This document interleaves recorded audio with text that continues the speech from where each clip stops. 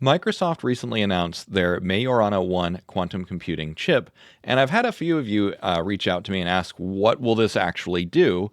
And I realized that's actually a really good question because when people talk about quantum computing, they have these like pie in the sky, it'll do all of these other things. So I wanted to connect the dots and start based on first principles. What is it that quantum computers actually do? And then we will anticipate the first, second, and third order consequences of that, and then also how it will impact your daily life. So for starters, this is the chip.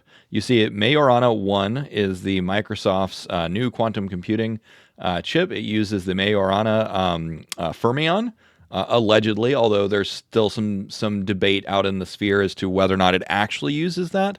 But they claim that they've created a new state of matter, which that alone is pretty cool. But okay, great, exotic physics and all that fun stuff aside, what does it actually mean? So let's get into that.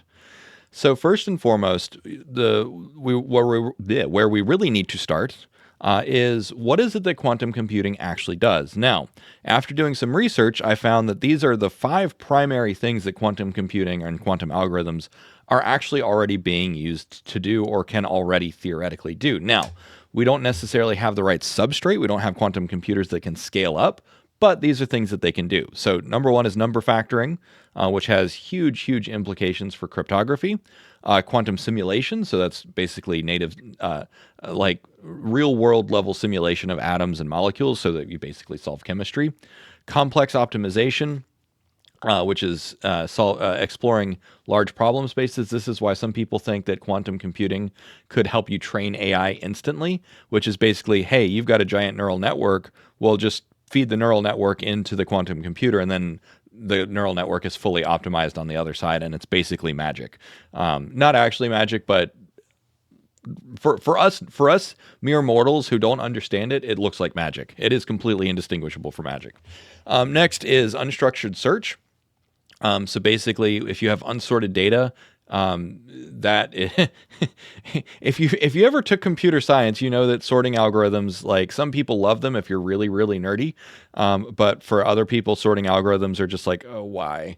It's not fun, especially if you're doing it all in linked lists and directly in C and that sort of thing. Anyways, some people loved that part of class. I didn't.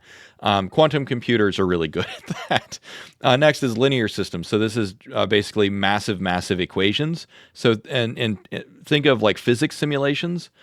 So rather than using heuristics and approximations, you can actually just do the physics math at a very high level. And then when you combine that with the way that artificial intelligence is going, which is able, basically they're getting better at math than all humans, then you have a thing that can actually solve the equations.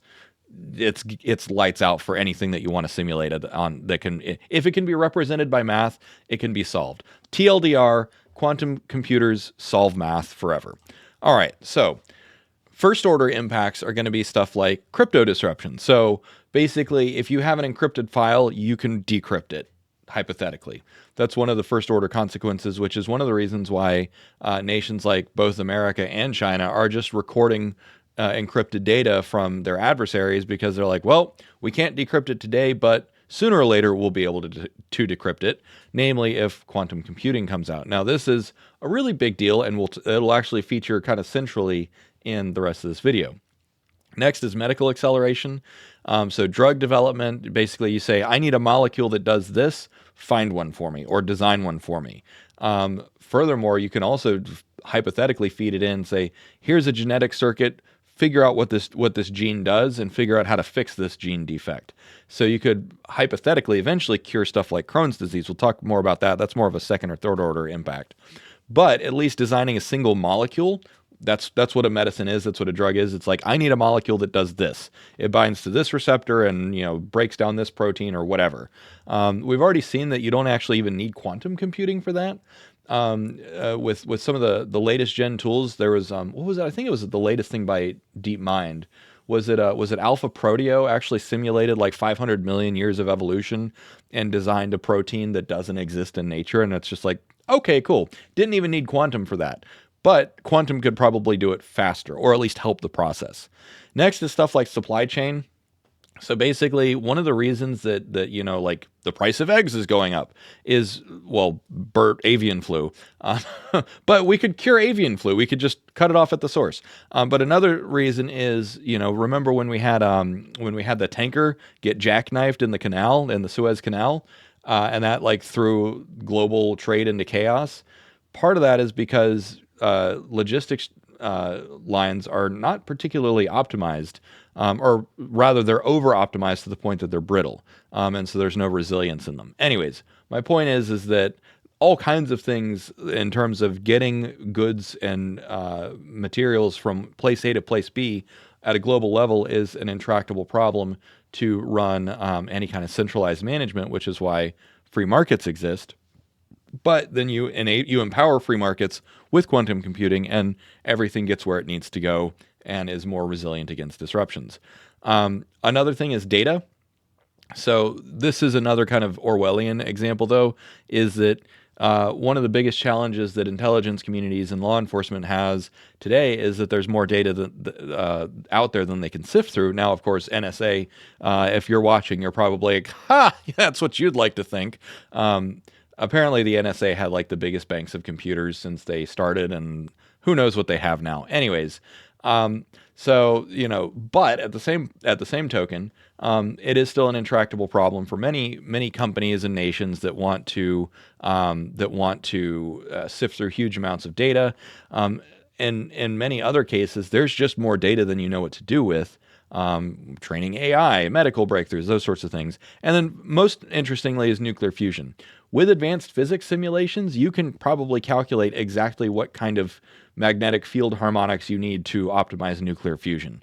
So it might be that, imagine that you're playing Civilization and it's like, oh, you want to invent nuclear fusion, but it'll take, 800 years unless you have the precursor, the prerequisite technology of quantum computing, and then it only takes 2 years. So it really could be like from the time that quantum computers get deployed commercially to nuclear fusion is commercially viable, might just be, single digit years. Second order impacts are going to be a little bit different. So for context, a second order impact is saying, okay, looking at the constellation of first principles problems that it solves. So we started with what does quantum computing actually do? Then we said, all right, first order impacts is based on what quantum computing actually does, what is the most direct application, but then what are the applications of those applications? Or what are the consequences of those applications? So second order impacts, number one is going to be a security race. So this goes back to that cryptography thing. I haven't verified this, but I watched a Y-Files episode, so take this with a huge grain of salt, but it's a really great episode of Y-Files, talking about like basically the quantum apocalypse, where there are hypothetically in this world, you would actually need paper records, or air-gapped computers. Like if you ever watched Battlestar Galactica, like, the Galactica had air-gapped computers, there was no networks, and everything was analog. You might literally need to live in that world where like the internet just might not work. And that could be real bad. We'll cover that a little bit more at the end of the video. But yeah, like if cryptography breaks down, if we don't have a quantum ready internet and so on and so forth, I mean, that could be like Y2K realized. And for the younger people in the audience, Y2K was because all the systems were designed not to have four numerals for the year. So it was like, 89 instead of 1989. A whole bunch of people were afraid that computers were going to shut down because they wouldn't know if it was the year 2000 or year 1900 or whatever. It didn't actually happen. My mom was actually working in IT at the time, and so she was like in the command center at her company, and nothing happened. Y2K didn't actually happen. But quantum computing might make something worse happen. Probably won't, but just pointing out there. Now, going back to more positive ideas of what will happen with quantum computing, healthcare evolution. So not just better drugs, but also you can, and I don't know why the AI always wants to have like, oh, but it could be really bad. So just ignore this last part. I've been trying to manually edit out these like, oh, but creating uneven access to new treatments. No, forget that. What this actually does is it makes all medicines really stupid cheap. So not only are all medicines really stupid cheap, but you do a little finger prick or cheek swab, and then you have personalized medicine. We're actually on the cusp of having personalized medicine right now. You can get methylation tests, which methylation tests basically say which version of this gene do you have, or which version of this epigenetic information do you have. So we know, oh, hey, you're more sensitive to this particular version of this protein or vitamin, or your body doesn't process this vitamin enough. We're going to turn that up to 11. So basically, it'll say, instead of every drug being like a single version of a drug, it's like, oh, hey, we actually have like maybe 18, 19, 20, or 200 different versions of this drug, depending on your exact genotype. That's the promise of personalized medicine, and we are heading towards that. We're already getting closer to personalized medicine right now. It costs a lot of money. Go look at Brian Johnson. Brian Johnson is basically personalized medicine if you've got the money now, but what Brian Johnson is getting today, we'll all get in 10, 15, 20 years or whenever quantum takes off. Next up is workforce disruption. Now, we already know that workforce disruption is coming anyways due to AI and automation. But if AI and robots were not enough, then quantum computing is going to invalidate a whole lot of other jobs. It'll probably create a bunch of new jobs as well, just because it's like, oh, hey, let's just imagine that cryptography breaks, and then you need paper couriers again, right? You know, hey, if you're a letter carrier for the U.S. Postal Service, like your job might actually be really secure, because then you might not want to have a robot doing it because the robot could get hacked. This is just a little bit out there thinking, but these are the kinds of things that we actually probably do need to be thinking about, which is, okay, if you can only trust paper bills, right, then like maybe we go back to a cash-based society or gold coins even, or something like that, or something that is physically real. Proof of personhood will be even more important, but it also might be unsolvable with quantum. We don't know yet. And that actually goes to privacy erosion. So this goes back to, if data is encrypted in today's standards, quantum can just decrypt it. So you might not have any internet privacy. Now, a lot of people don't care, but security paradigms actually do require a certain level of saying like, hey, there is data that someone has that someone else doesn't have. Is actually that asymmetry is actually required for various kinds of functions, keeping ledgers and those sorts of things. There's lots of things that you don't actually need privacy for. Open source development, there are a lot of benefits to just having data available free and clear. But at the same time, if you don't have some level of asymmetry, then anyone can pretend to be anyone else, and that's just bad. And then trust goes down the tubes. Next is energy grid transformation. So just inventing fusion is not enough. You also need to get the energy where it needs to go. Now, beyond that, beyond nuclear fusion, you can also have material science like better batteries and better solar panels that are also designed with the aid of quantum computers. So basically, we're going to have microgrids, we're going to have off-grids, we're going to have fusion grids. Like basically, energy becomes solved with quantum computing. And we'll talk about that more later when we talk about the economic impacts. Personally, I think that nuclear fusion and the energy impacts from quantum computing are going to be the biggest impact to GDP, followed closely by, or maybe superseded by, space travel. We'll see.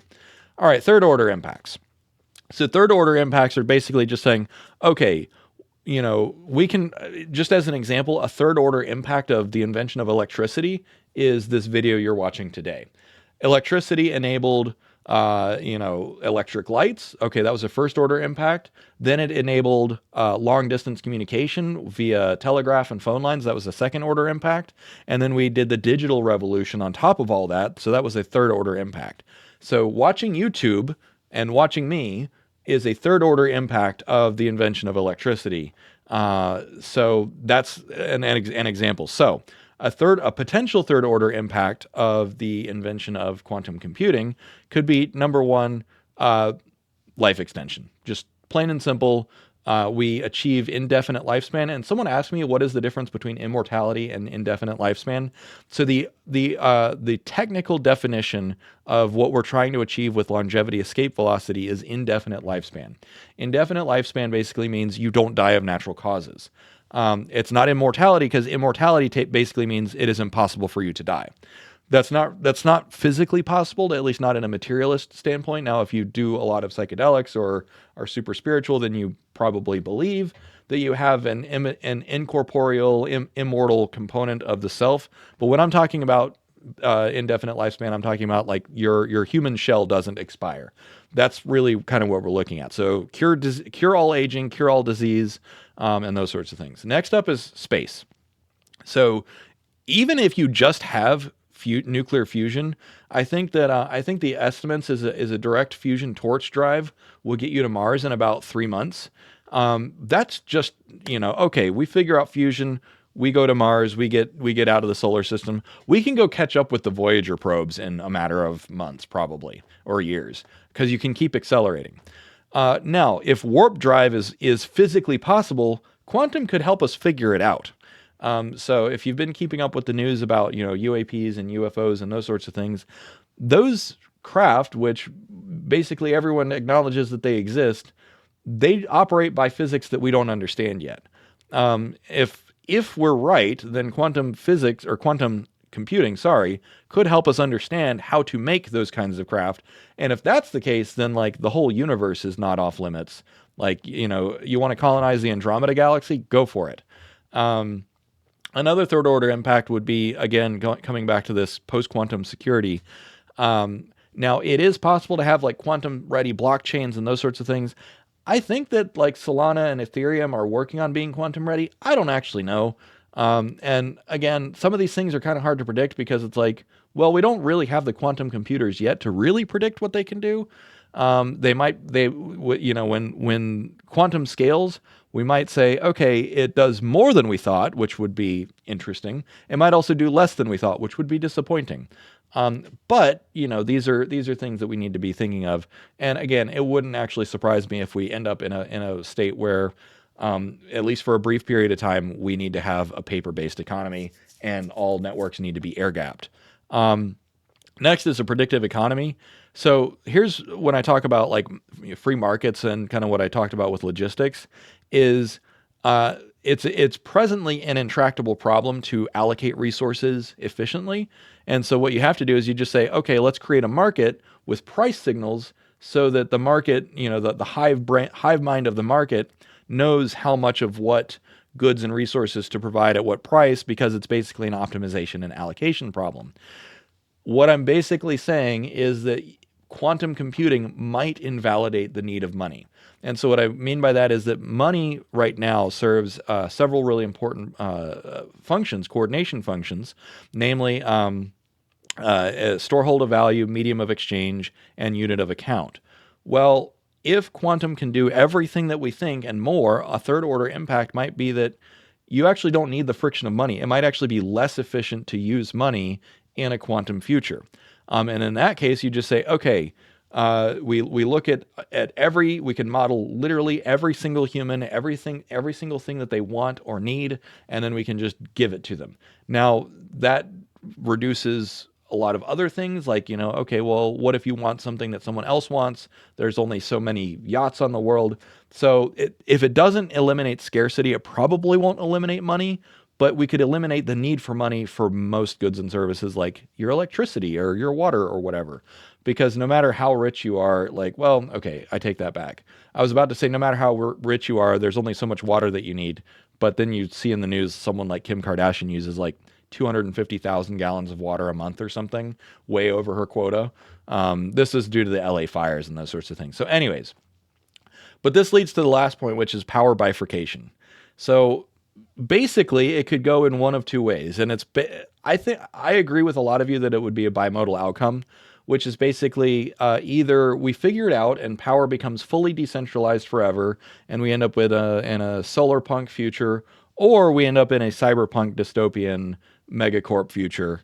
I don't really know which way it's going to go right now because when you look at companies like Microsoft building these quantum computers, the existence of corporations is still a net positive to humanity because they're able to organize resources, namely labor and capital. Basically, my understanding of why corporations exist and why they should continue to exist, at least for the foreseeable future, is because they are capable of organizing labor and capital in a way that otherwise we can't organize them to achieve these innovations. Basically, you're not going to have commercial grade quantum computers without Google or without Microsoft. Now, if we get to a point in the future where you don't need corporations, where innovation is actually more efficient without corporations, then we can do away with the corporations. But until then, we probably can't, unfortunately. Okay, real quick break. I want to plug my Linktree. So Linktree is right here. It's also in the description. I've got everything up here from my Twitter account, my SoundCloud account. I do make some AI music under the label Stargazer. I'm on LinkedIn, although LinkedIn is kind of lame, right? It's basically it's not much better than Facebook was before I deleted my Facebook. So, anyways, go check it out. Look around. I've got I've got all of my everything up on there. All right, back to the show. So we've unpacked what does quantum computing literally do at the base level, at the metal level, and then first, second, and third order consequences. But now I want to paint a picture. What is life actually going to be like in 2050? Because it's 2025 right now, and Microsoft is scaling up their first commercial grade quantum computer. Google has Willow, so it's coming. So number one is biological mastery. Between nanomedicine, personalized medicine, genetic editing, all that kind of stuff, we will have basically solved all disease, all aging. There's not going to be any old people. And this is one that I've been saying is like, this is really probably the most direct thing that you're going to see is like bald people, that's going to go away. Gray beards, that's going to go away. Every now and then Google Photos says like, hey, do you remember this trip that you took 10 years ago? And I still had like, full color in my beard. And I'm like, thanks, Google. I feel old. That's going to go away. And I'm actually kind of glad that I'm able to experience this much aging because I'll be, like my nieces and nephews and stuff, they're never going to get old. And so I'll be like, I was old once. It sucked. Let's never do that again. Anyways, next up is space colonization.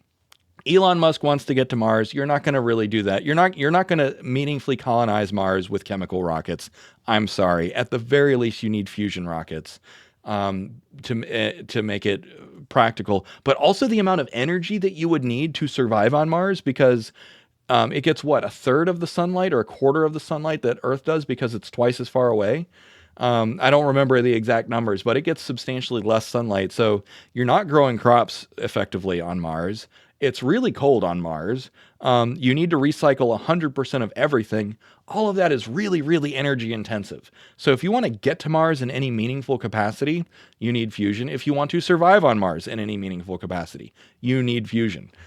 So quantum computing, I see quantum computing as a prerequisite for colonizing and exploring space, if only for fusion. But again, if faster than light travel is possible, quantum computing will help us figure that out. Next is decentralized world. So this is something that I'm talking about a lot. There's a book called Liquid Rain. That's REIGN. So like rain is in like the reign of a king. That is when people ask me like, what do you think the future is going to be like? At least on the ground level, I think that Liquid Rain is the best fictional example of what the year I think it takes place in 2052 looks like. So I definitely recommend that book. It was written by someone who is not a writer. It was written by a guy who's an economist, who's a friend of a friend, actually. And also English is not his first language. So there are a bunch of typos and other grammatical things. It's like, dude, why didn't you hire an editor? Anyways, it's extraordinarily well-researched work of fiction. It explores everything from full dive VR to, post-quantum blockchain, UBI, everything. So go read that book. TLDR, read Liquid Rain if you want to figure out what life in 2050 might be like for you. Next is predictive efficiency. So this kind of goes back to like the machine, the market just says, Dave needs this. And so, you open your door and it's like, the iRobot says like, here, you ordered this. And it's like, I didn't order that yet. It's like, you would have in 3 days because we figured out what you needed. And I'm like, cool, thanks. I didn't know I needed that. And it's like, that's the point. So Amazon Quantum, that's probably a service coming, if I had to guess. Jeff Bezos, if you're watching, you're welcome.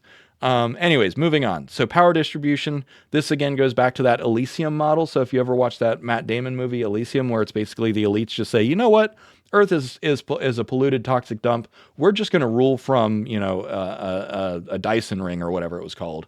It was a big wheel in the sky. That's one possibility. Although honestly, like the more I think about it, it's like, why control Earth when if you have that much technology where you can go somewhere else? Why wouldn't all the elites and billionaires just go somewhere else? Be like, we'll just set up our own, Gulch somewhere else. That's really kind of like Ayn Rand's dream realized, is not actually setting it up in a valley somewhere, but getting off and going to another planet. So maybe we'll just find Elon Musk in another galaxy, a billion years from now. One can only hope. All right. Anyways, now as we wind down this video, I want to talk about a couple things. So I really wanted to focus on like, what are the impacts that you and I would feel, rather than more like pie in the sky hand wavy stuff. But I do also want to talk about like, what is the economic pull here? So, also this entire slide deck was brainstormed with Grok 3. Grok 3 for brainstorming is like orders of magnitude better than any other model I've used. It just fully replaced Sonnet in my daily workflows. So we were brainstorming, and I was like, okay, what is like if we had to break down a pie chart of the impact that quantum computing will have 100 years from now, this is what we came up with. Fusion in space, 40% of the GDP growth that fusion or that quantum does will come from these two.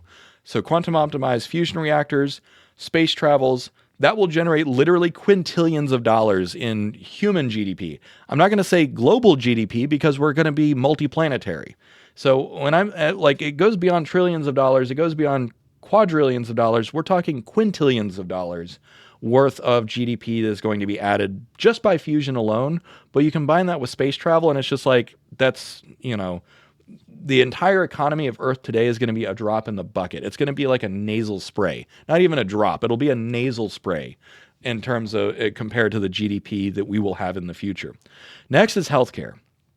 Life extension, disease elimination, that kind of thing. The amount of total GDP that's going to add to humanity, again, in the long run, incalculable. Because guess what? The universe is really, really big, and there's a lot of planets to colonize, unless the aliens come up and say, actually, we're going to keep you in your cage. I don't think that's going to happen, but it could.